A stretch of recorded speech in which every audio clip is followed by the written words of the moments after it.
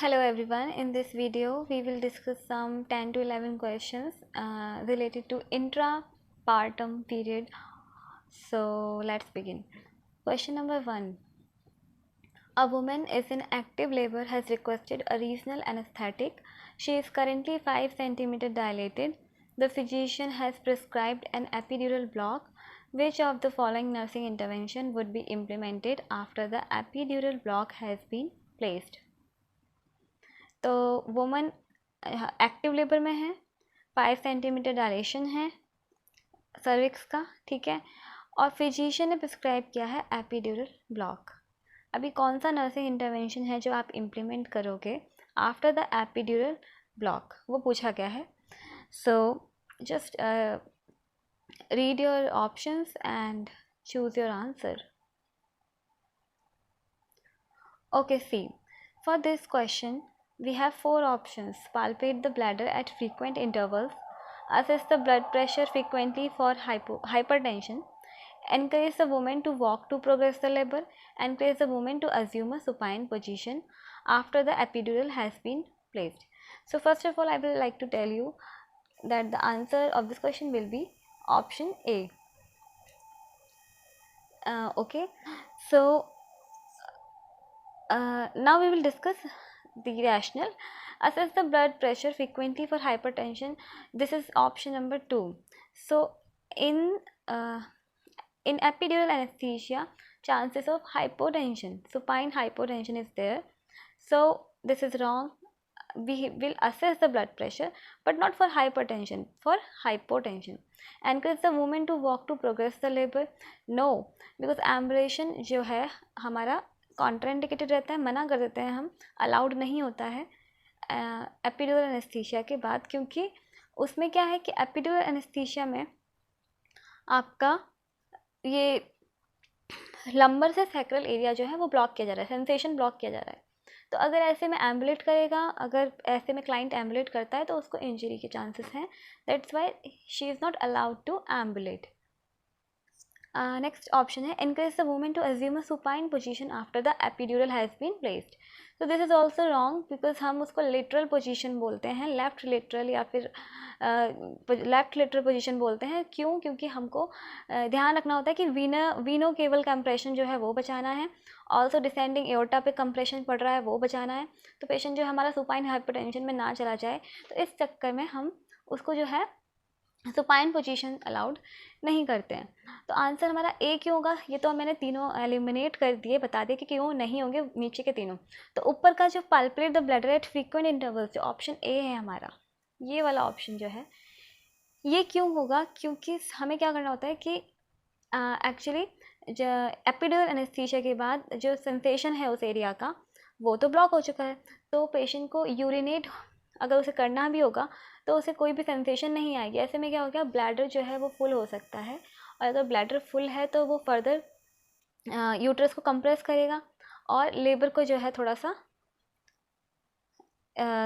Labour को थोड़ा tough बनाएगा।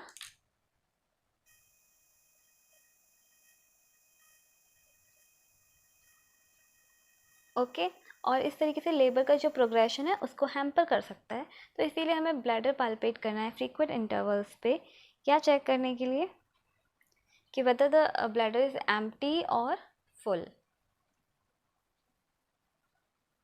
Next question. A client who is in labor has human immunodeficiency virus and says to the nurse, I know I will have a sick looking baby. The nurse makes which appropriate response?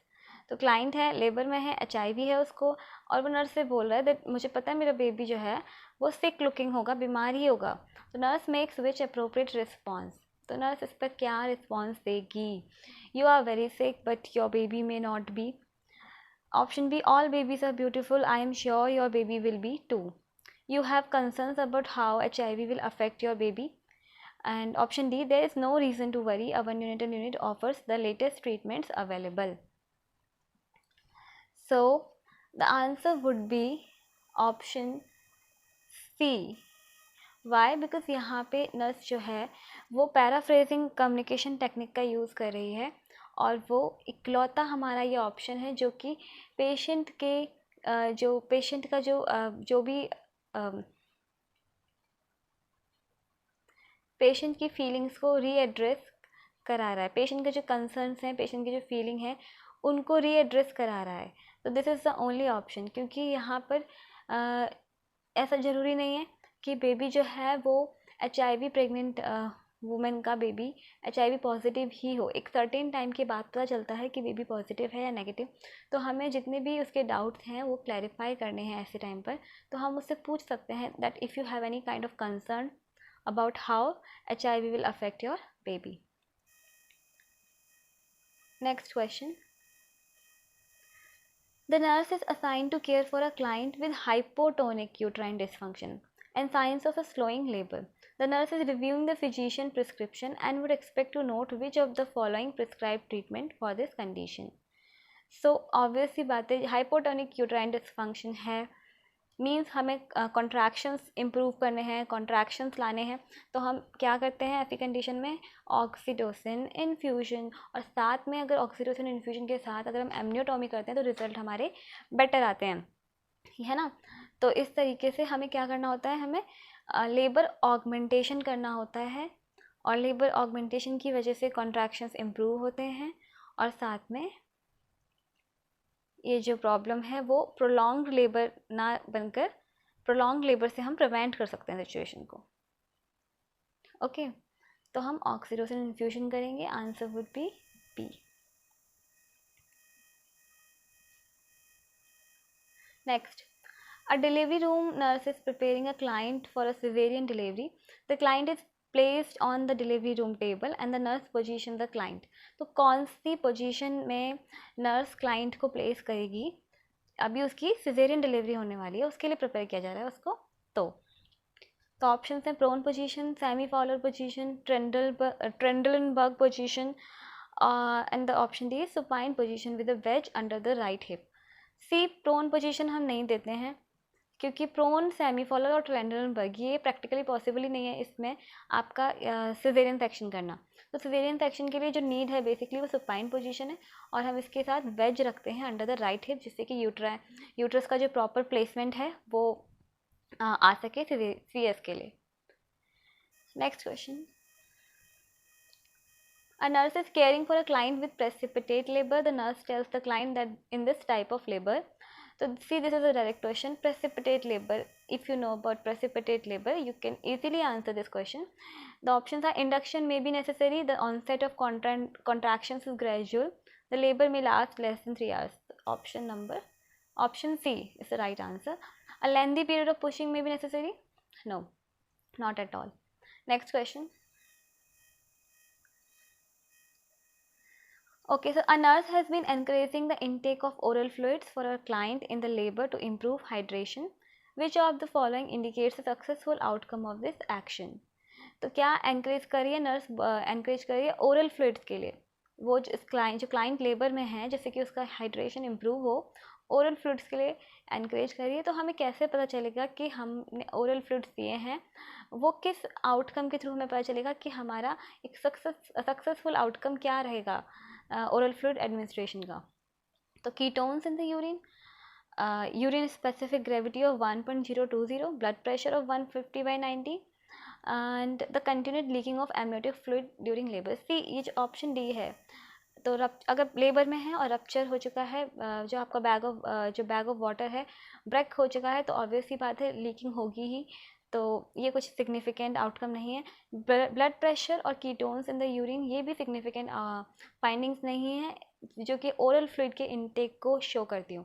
तो urine specific gravity definitely है, because जो हमारी normal urine specific gravity होती है वो 1.010 से 1.020 तक होती है। तो यहाँ पे आपको नॉर्मल स्पेसिफिक यूरिन ग्रेविटी मिल रही है, that is a good sign कि जो इनटेक है ओरल फ्लूइड्स का वो प्रॉपर है। क्योंकि उस वक्त क्या होता है, लेबर में एग्जॉशन है, एग्जॉशन की वजह से डिहाइड्रेशन हो जाता है, तो हमें ओरल फ्लूइड्स दे के कॉम्बैट करना होता है सिचुएशन से। Next question, a nurse is reviewing true and false labor signs with a multiparous client. The nurse determines that the client understands the signs of true labor if she makes which statement? तो यहाँ question में पूछा गया कि true labour का कौन सा sign है वो आपको बताना है. तो I wouldn't be in the labour until my baby drops, my contractions will be felt in my abdominal area, my contraction will not be as painful if I walk around, my contraction will increase in duration and intensity. So obviously if you know the true labor signs, then you can easily find out the right option, and the right option is option D. True labour के जो contractions होते हैं उन contraction का duration, intensity, frequency, तीनों ही चीज़ें progressively increase करती जाती हैं. और जो फॉल्स लेबर कॉन्ट्रैक्शंस होते हैं, that is Braxton Hicks contractions, तो वो हमारे जो हैं इरेगुलर होते हैं, उनकी इंटेंसिटी, फ्रीक्वेंसी ये सब इरेगुलर होती है, और साथ में वो वॉकिंग से या फिर थोड़ा सा पोस्चर चेंज करने से वो फेड अप भी हो जाते हैं, चले जाते हैं. Next question. A nurse is caring for a pregnant, sorry this is a spelling mistake, a nurse is caring for a pregnant woman who has had a ruptured membrane for greater than 12 hours. The client is receiving IV antibiotics and asks the nurse why the antibiotics are being given. The nurse explains to the client that the antibiotic will prevent.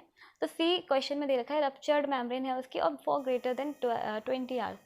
तो आपको पता होना चाहिए कि 12 hours से अगर 12 hours more than 12 hours 12 hour का time period अगर कवर हो चुका है तो सबसे ज़्यादा रिस्क होता है इन्फेक्शन का, और जिसमें कि कौन सा इन्फेक्शन होता है, GBS, हमारा ग्रुप बी स्ट्रेप्टोकोकस डिजीज़ जो है उसका सबसे ज़्यादा चांसेस होता है. तो ऑप्शन ए हो जाएगा. बाकी इन्फेक्शंस भी पोटेंशियल उतने नहीं हैं जितना कि ऑप्शन ए है. Next. A pregnant client is admitted to the labor room and assessment is performed, and the nurse notes that the client's hemoglobin and hematocrit levels are low, indicating anemia. The nurse determines that the client is at risk for which of the following, and options are anxiety, hemorrhage, low self-esteem, postpartum infection. So तो अगर anaemic है, client हमारा anaemic है, तो anaemic women को किस किस चीज़ के ज़्यादा चांसेस हैं, कार्डियक डिकम्पनसेशन के, पोस्टपार्टम इन्फेक्शन के और पुअर वुंड हीलिंग के. So anaemia does not specifically present a risk for haemorrhage. The answer would be postpartum infection. And if you can see, you can easily eliminate options 1 and 3 because they are not included in the physiological needs. And according to Maslow hierarchy, we have to first focus on the physiological needs. So anxiety and self-esteem you can easily eliminate, and the answer is postpartum infection. Next. A nurse is monitoring a pregnant woman in labor and notes the presence of variable decelerations on the fetal monitor tracing. Which of the following would the nurse suspect based on this observation? See, इसके लिए आपको knowledge होना चाहिए decelerations का. तो अगर early होते हैं मीन्स वो शो कर रहे हैं कि फीटल हेड जो है उस पर अर्ली शो कर रहे होते हैं कि जो प्रेशर है वो फीटल हेड पर आ रहा है ड्यूरिंग कॉन्ट्रैक्शन. वेरिएबल डिसेलरेशंस होते हैं तो अम्बिलिकल कॉर्ड कंप्रेशन को रिप्रेजेंट करते हैं वो, तो आंसर हो जाएगा बी.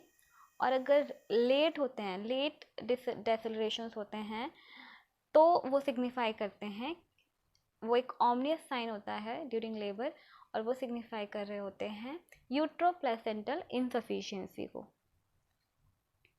ओके, तो यहाँ पे जो आंसर है वो बी हो जाएगा.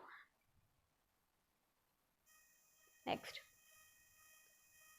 हमारा लास्ट क्वेश्चन आ चुका है. Nurse is caring for a client with the diagnosis of complete placenta previa who is having contractions. In preparing the client for delivery which procedure would the nurse need to perform. See, complete placenta previa है means आपको already question ने hint दे दिया है कि caesarean section होगा, complete placenta previa है तो, और अगर सिजेरियन सेक्शन होगा तो आप क्या करोगे?